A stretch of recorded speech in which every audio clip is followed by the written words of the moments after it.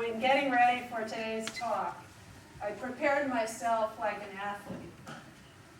I did in a traditional NCDC way. They give us a bag when we come, which is filled with very, very healthy foods.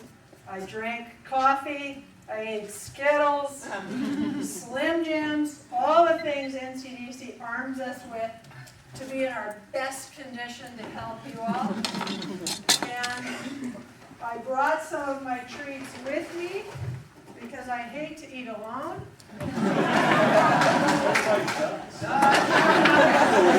It's like a Lakers game.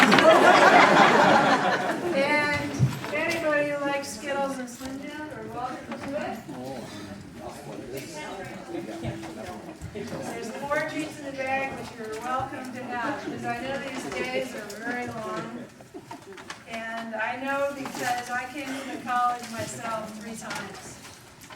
And I've been coming since 1989 to teach, but I think more importantly to learn every time, because that's exactly what we're doing, is learning from each other. And we've seen friends. I thought about what does it mean to talk to other people? We've all talked to people. When you spend an hour talking to 100 people, you're taking 100 hours of time. And what you could do, I'm proud to